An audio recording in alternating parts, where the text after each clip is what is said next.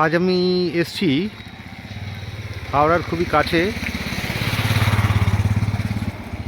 একটা রামকৃষ্ণ মিশনে, রামকৃষ্ণ আশ্রম, যেটা কিনা বেলুড় মঠের আন্ডারে নয়, এটা অটোনোমাস, বালি বেলানগরে।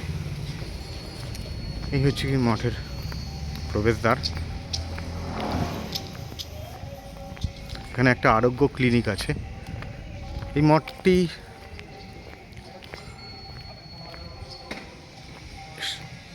স্বামী শম্ভুদানন্দ মহারাজের দ্বারা সৃষ্টি। কাল পয়লা মাঘ এখানে মহাসমারোহে জন্মদিন পালন করা হবে। এই মঠের জন্মদিন, এই মঠের প্রতিষ্ঠা দিবস। সেই উপলক্ষে প্রায় 5 থেকে 10 হাজার মানুষ এখানে প্রসাদ গ্রহণ করবেন। আজকে এসেছিলাম মহারাজের সাথে দেখা করতে।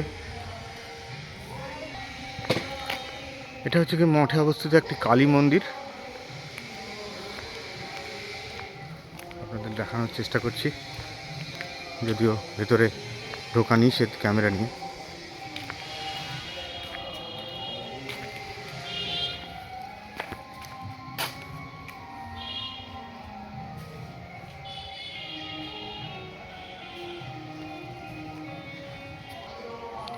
এখানে স্বামী অভেদানন্দের দন্ত মন্দির প্রতিষ্ঠিত। সেই দন্ত মন্দির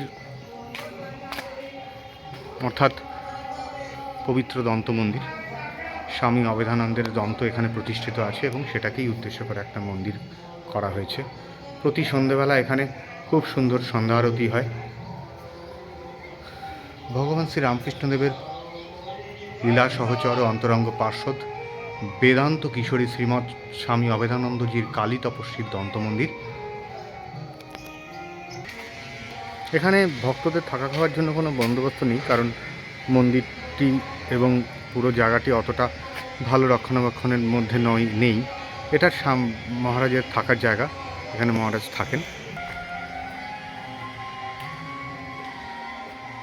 এখানে যিনি প্রতিষ্ঠাতা তার একটি প্রস্তর মূর্তি।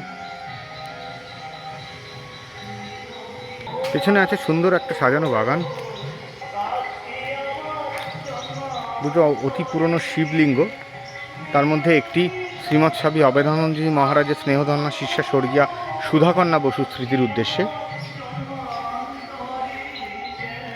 কাল যেটা বলছিলাম পয়লা মাঘ, সেই উপলক্ষে এখানে মন্দিরের প্রতিষ্ঠা দিবস উপলক্ষে বিশাল প্রসাদ বিতরণের আয়োজন করা হয়েছে। 5 থেকে 7 হাজার লোক এখানে প্রসাদ গ্রহণ করবেন, তারই আয়োজন চলছে এখানে।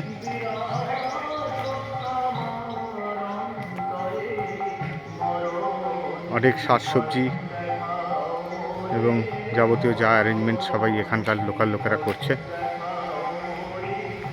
এদিকটা মন্দিরের পেছনের দিক, এখানে একটা সুন্দর বাগান আছে যেটা আপনাদের দেখাচ্ছি, এবং বাগানটা মোটামুটি নিয়মিত পরিষ্কার পরিচ্ছন্ন করা হয়। এটা একটা অতি পুরনো বট গাছ।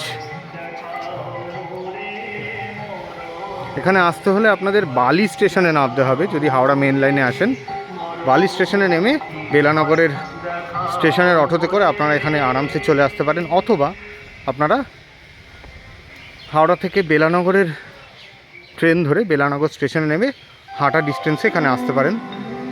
কোনো একদিন সকালে অথবা বিকেলে এখানে ঘুরে যেতেই পারেন। মহারাজ এখানে একাই থাকেন। আপনারা এসে আপনাদের সামর্থ্য অনুযায়ী দান করবেন। মহারাজ এতে অতি খুশি হন এবং আপনারা এখানে দুপুরের প্রসাদও খেয়ে যেতে পারেন। অতিরিক্ত কোনো ইনফরমেশনের জন্য আপনারা আমার সাথে যোগাযোগ করতে পারেন। আমার মোবাইল নাম্বার আপনারা এই চ্যানেলটির ডেসক্রিপশন বা বক্সেই পেয়ে যাবেন। আর যদি ভালো লাগে তাহলে এই চ্যানেলটা লাইক করবেন, সাবস্ক্রাইব করবেন আর প্রচুর শেয়ার করবেন। ধন্যবাদ।